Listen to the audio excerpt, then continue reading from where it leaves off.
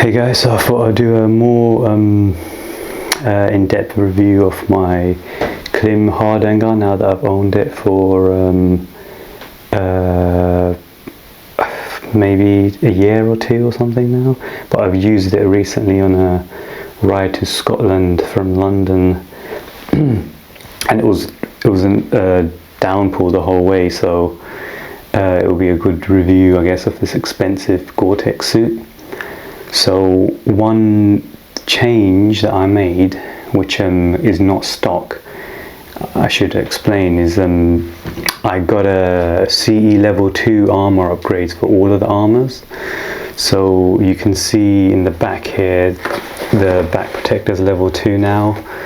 The shoulder protector is level 2. So is the hip armor as well, level 2, and the knees. I can't see it really from here that well. Yeah, there's a hip armor. So you can see, just a note, if you want to upgrade this, the hip armor is slightly too tall, so you could maybe cut it with the scissors and then the Velcro will stick. Although I think the other side actually still fits to some degree. I don't know if you can see. Yeah, this one actually closes weirdly, but you can cut it if you need it to fit. The stock ones are slightly smaller, the CE level 1 ones. The back armor fits perfectly fine in the existing, mesh holder. The shoulder armor is a bit tight, so you can see there's a bit of flex when I push the netting, but it does fit though, and it does close. The elbow and knee armors, they fit fine, and you can see there's a bit of sag in the mesh, so they can fit comfortably and fine.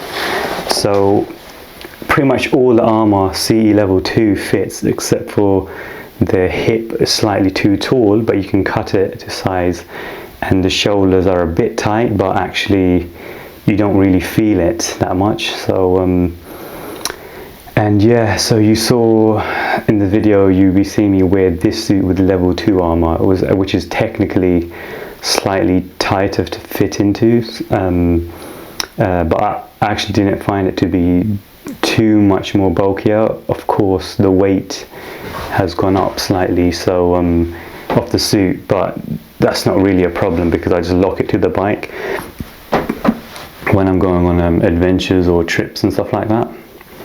And yeah, so I'll show you what it's like to get into the suit, what I found, like my technique to get into the suit with pretty much big boots. So I have City ST Gore-tex boots, which are the big ones, or they're the biggest boots I own. And then my second pair of like Dainese short boots, those make it a lot easier to get in and out from the leg portion. So you'd see what I do basically, and I'll explain sort of the technique as you watch the video. So here you see the boots I'm going to be using, short boots versus big boots, Cities. So there's obviously going to be a difference between the size of the boots. That's the main thing of the suit. The hardest bit is getting the boots in and out. And you can see I'm a bit more careful with the Cities because they require a bit more like care when you're putting them in, otherwise they get stuck and then it becomes a pain to get the suit on. It's obviously a bit tricky to balance as well. The more you just leave the suit on the floor and you're willing to do that, then the easier it is. But obviously you might ruin the suit a bit, get it dirty if it's raining or whatever. Yeah, as you can see, the Daineses came through a lot easier than the Cities, but they do fit. They're like pretty big boots, so yeah. So you have to fold the suit back, I found, so your legs, then you like shape the suit so the leg openings are open like properly and not like folded over. Yeah, so that's the easiest way, and obviously moving the knee armor to the side actually helps as well, so you can just get the front of the boot showing. As soon as you get that in, you can pull the suit up over the boots quite easily. So yeah, a bit slower with the City ones. but they do fit the suit, so you can wear relatively big suit boots with the suit. Yeah, now it's the process of getting out, which is quite similar, to be honest, maybe a little easier.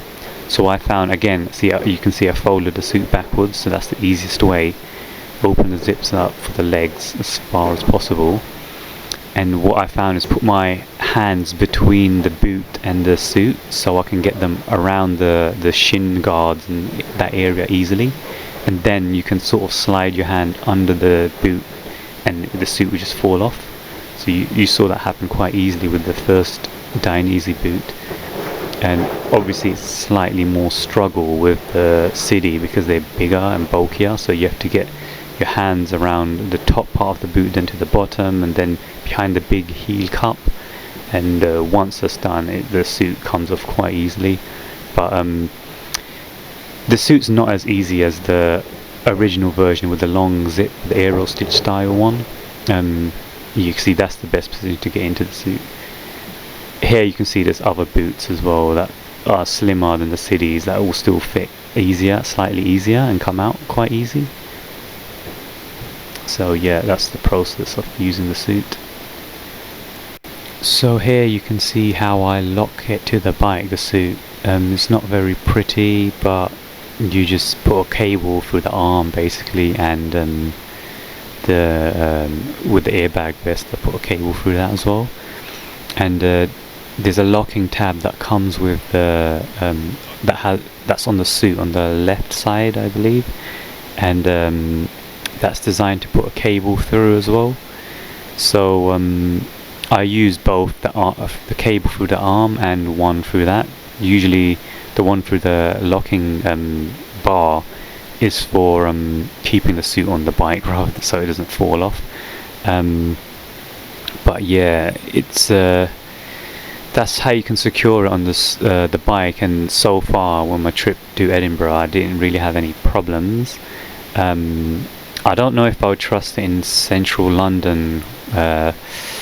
People probably go through your pockets or something, so obviously don't leave anything in your pockets. But I don't know if anyone will really steal it. I don't know if they'll know what the suit is or the value of it. So it most likely is going to be a safe suit to lock around, but it's so expensive. I still wouldn't really want to leave it in the city, especially like if your bike gets stolen, for example. Then the suit's probably going to be gone as well.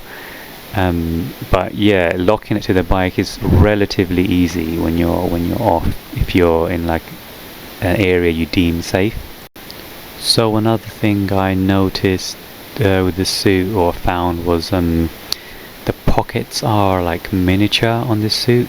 I don't know why, but most of it has a lot of pockets, but a lot of them are tiny, so it's like, what's the point sort of thing. You can fit like tiny things in there, maybe a neck buff, you can fold it up and fit it in one of these small pockets, which is what I do, but they're mostly useless. So these large pockets are the most useful ones on the thighs, on the sides, and it's cool because they're designed so things can't fall out if you forget to unzip them, to zip them closed. But they're not waterproof, so on my trip to Scotland for about 4 hours in the rain, my wallet and stuff was soaked. Eventually they were drenched, so they're not waterproof. There is an internal waterproof pocket, which you can see here now. That's probably where you want to keep your non-waterproof items. But yeah, like my other Dainese jacket stuff doesn't have a problem with waterproofing, but this one does. Even though it has a sealed zips, so yeah, in prolonged rain I wouldn't keep anything in the large useful pockets on the thighs. I noticed the back protector and some of the D3O armour attracts dust as well, which is a bit strange, like in between these waves and things. And when I was swapping the armour from level 1 to level 2, I noticed there was a bit of dust collection. I don't know where it comes from because the suit's hanging like it is now when I store it. So yeah, it's a bit strange.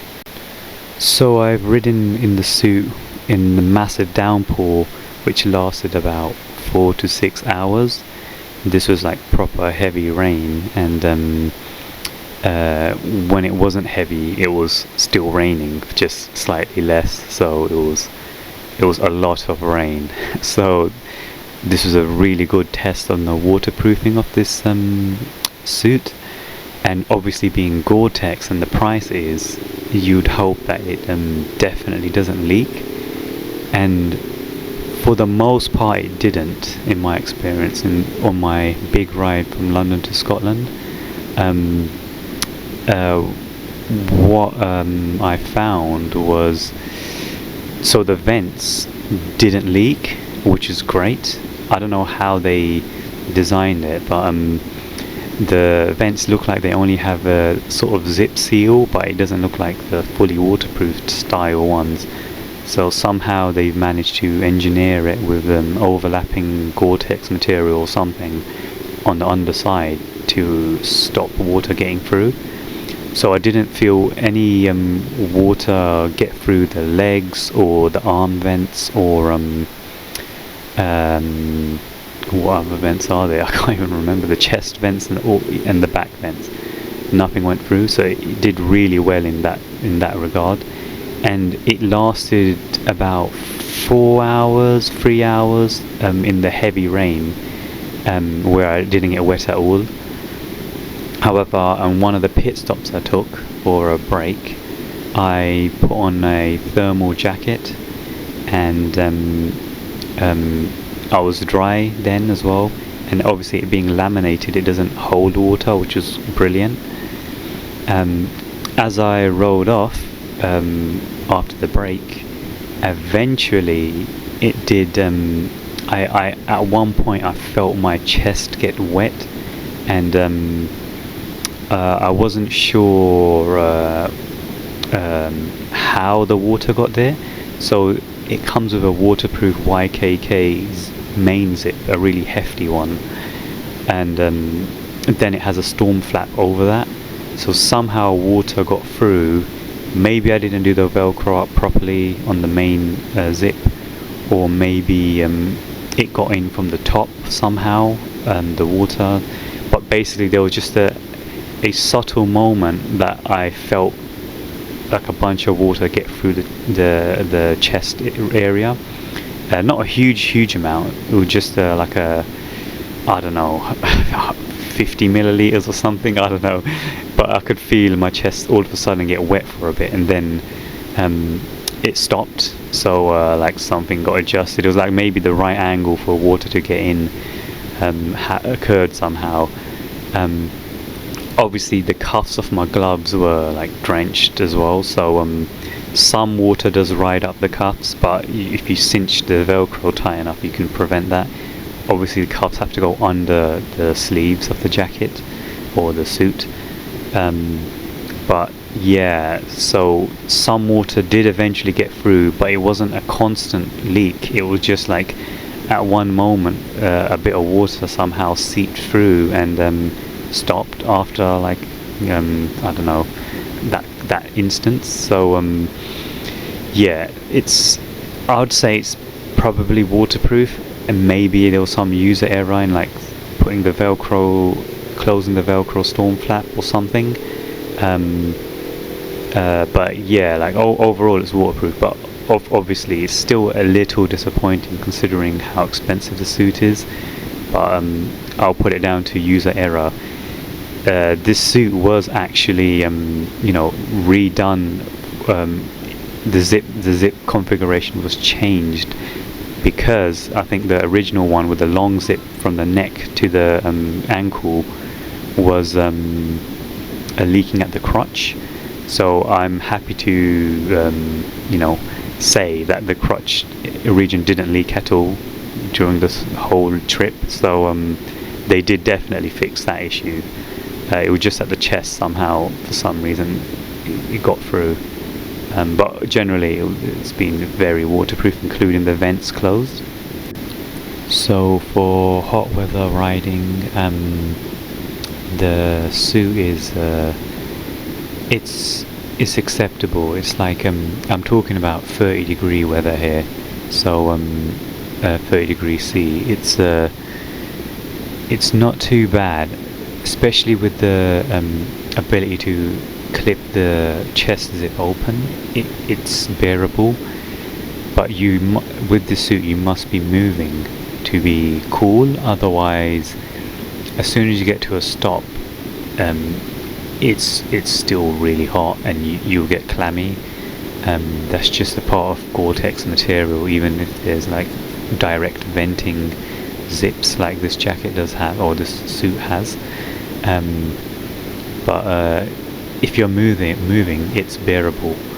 And this is one of the reasons why I got this suit, was its extreme flexibility, the versatility of it. Yes, so it does reach that sort of it achieves that goal. Another benefit of the suit is you can put a thermal jacket under it in the pinch, so it's like very versatile.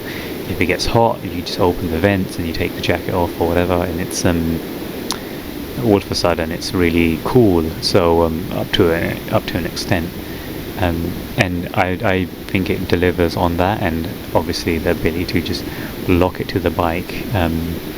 It's quite convenient in that regard. So in terms of flexibility, the suit is pretty good. I would say the only thing it's missing is chest armor, which I would like, which would be a good addition in my opinion. But for what it is, and what it does, it's actually quite good. The quality in general is really high, and all the zips feel very strong and sturdy. The suit's heavy. The cordura they use is very like tough feeling. So I imagine, even though it's CA rated, I imagine in a crash it should withstand it quite well, because I've had other gear that feels way more flimsier. And yeah, so overall the suit's good. It's really expensive. I would get it on a sale personally. That's how I bought mine, which was quite a bit off the retail price. But it is a flexible suit, and it does do what you expect it to do. Not the easiest to get in and out of, but it works in many weather conditions, is waterproof when you need it to be for the most part, and does keep you warm from the, like, it does block the wind to some degree. And yeah, it's a onesie basically, so it's a decent suit.